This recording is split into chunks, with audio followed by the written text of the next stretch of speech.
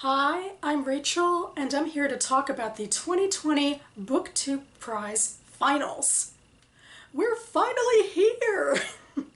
So, the BookTube Prize was started last year by Robert at Barter Hordes, and its purpose is to celebrate literary fiction and nonfiction that was published in the last year. So, in 2020, we're reading books from 2019 published in the US. We start with a long list of 48 in each of those two divisions and then whittle them down through the octafinals, the quarterfinals, the semifinals, and now the finals. Anyone affiliated with the BookTube community can sign up to be a judge at the beginning of the year. And Robert should have more info about that when the finals round concludes. And you can sign up for however many or few rounds as you'd like. Like I personally didn't judge this year for the semifinals, but I judged for everything else. And I am a big advocate for this. I definitely think everyone should consider signing up to judge. For me, it's opened my reading experience. I've read so many different types of books I never would have gotten to before, and it's been so much fun to be able to then interact with the rest of the community when we talk about our rankings at the end of each round. But for now, in the finals, the judges are set, and we have 2 more months to read the final 12 books that are in the two divisions combined. And at the end of September, there will be 2 winners, one in fiction and one in nonfiction. I am judging the fiction division for the first time this year. It's very exciting.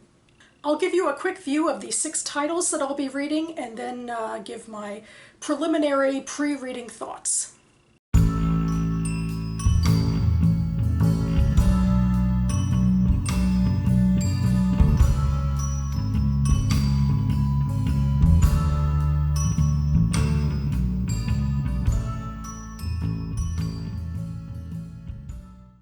So, thoughts. The book I know most about and even own is Women Talking by Miriam Toews. I say I own it, but actually I'm not holding it up because I gave it to my mom a couple months ago and now I have to get it back. I've been excited about this book ever since Sean the Book Maniac extolled it on his channel several months ago now.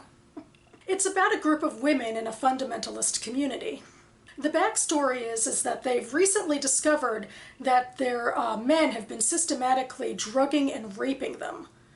And now they come together as a group to discuss what they're going to do as their next step. I'm expecting a quiet novel, no kick-assery, but something more nuanced and true about how oppressed people assert themselves. The book I'm most concerned about is Lanny by Max Porter. I'm wishy-washy when it comes to magical realism and literary fiction. This one, which I think takes place in a remote English village, might be too removed from reality for me. But I really like the sound of Porter's last novel, Grief is the Thing with Feathers, where he personifies, if that's the right word for a crow, not exactly, but anyway, the emotions felt by members of a family who have recently lost one of their own to death. I'll try to keep that optimism in mind while reading this book. And finally, more quickly, the 4 others. Girl, Woman, Other by Bernardine Evaristo is the recent Booker Prize winner. It's about a group of Black British women. I hear it's low on plot, but I could be okay with that. I'm not a huge plot person myself, so hopefully it's all good. The Beekeeper by Aleppo by Christy Leftieri, I had in my sights actually to possibly buy last year. I'm pretty sure the author came to the National Book Festival. It's an immigration/refugee story, and I'm partial to those. A Single Thread by Tracy Chevalier. My takeaway from other BookTube Prize judges from watching their videos is that it's a mixed bag. Some find it charming and even educational in how it deals with embroidery, I think. But some find it too saccharine. But hey, it's historical fiction, and I have a soft spot there too. And finally, 10 minutes 38 seconds in This Strange World by Alif Shafak. This one intrigues me on a couple of levels. Shafak is a contested writer in Turkey, but more than that, I really appreciate her focus on a prostitute as a protagonist. Historically, one of the easiest groups to both overlook and treat as subhuman. I hope this gimmick of how we view her life from 10 minutes 38 seconds works too. It all really comes down to the writing. And that's the last I'll talk about any of these books in detail until the winner and runners-up are announced in early October.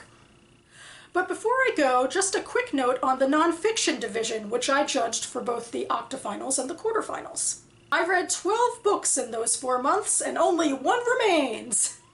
It is not, unsurprisingly, my first or second favorite book of this year. Maybe You Should Talk to Someone, a therapist, her therapist, and Our Lives Revealed by Lori Gottlieb. I watched the videos by my fellow quarterfinals judges and figured this one only advanced by the skin of its teeth. But good going, Gottlieb! You made it to the semifinals!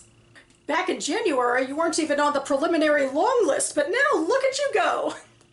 But nope, the only book I read that is now in the finals is Solitary by Albert Woodfox. And I'm thrilled. When I first read this for the quarterfinals, I wasn't sure what I would think. The writing could be a little pedestrian, but I was swept away by the story. Not only by the external drama of it, with Woodfox facing some of the worst systematic racism from within the U.S. criminal justice system, but also his internal resolve and how he described his personal regimen for how to buck up and make it through all of this. He's a fascinating and inspiring character. And I think this book could win for nonfiction. It's true that systematic racism and violence against Black men have been at the top of the news lately. But I also hope that other readers will be taken by Woodfox's personal journey. But all of that being said, I haven't read any of the 5 other nonfiction finalists, so I'm too cautious to gamble. But if you have any bets to make about fiction or nonfiction in the BookTube prize, leave them down below. I'm curious. So that about covers it for me now. You can find links to the Goodreads pages for the 6 fiction finalists down below, and also links to the reviews I wrote for the 2 nonfiction books mentioned down below. I should be back on Friday with my first Friday reads of the month, huzzah! I feel like the pressure is on with my August and September reading now that I'm back in the judging pool, but I'm sure I'll get through everything just like I did in the past. So thanks so much for watching, everyone, and I'll see you next time.